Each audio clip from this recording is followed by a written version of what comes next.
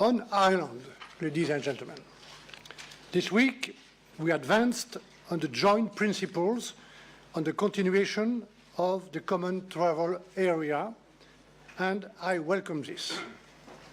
We continued our intensive work on mapping out areas of cooperation that operate on a north-south basis on the island of Ireland.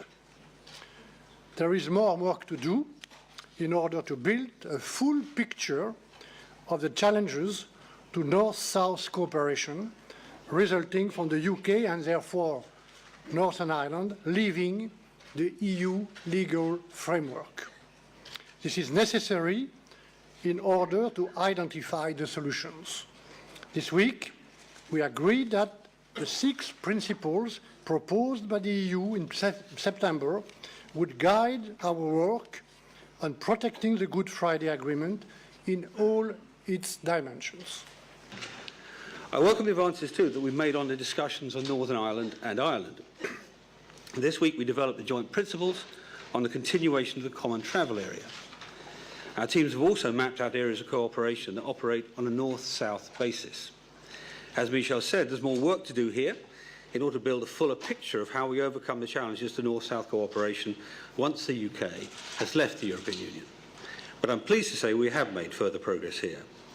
We've also agreed, based on critical guiding principles which both sides recognise, we will start working on a common understanding on possible commitments and undertakings necessary to effectively protect the Good Friday Belfast Agreement in all its dimensions.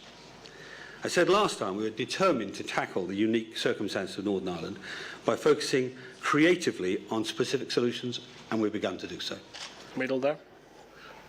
Catherine Pure, EU reporter.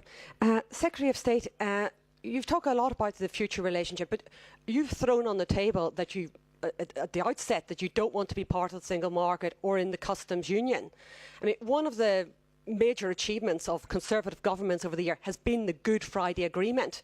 Many of the articles in that agreement are predicated on being part of the single market. So how are you going to overcome that, given what we know about what you expect from the future relationship? First off with the Northern Irish, the Good Friday Agreement, Irish and Northern Irish Agreement. Of course it's based on some issues that were current at the time it was written, namely the single market and customs union membership. And that's one of the reasons we can't resolve all of the issues yet, because until we know exactly what the final customs and market access arrangements are. But when we do, we are convinced that we can get a solution which retains and underpins the Good Friday/Belfast Agreement. That is common to both sides in this negotiation. Both of us want to protect the peace agreement in Northern Ireland, and we will move heaven and earth to do so, and I think it's eminently possible.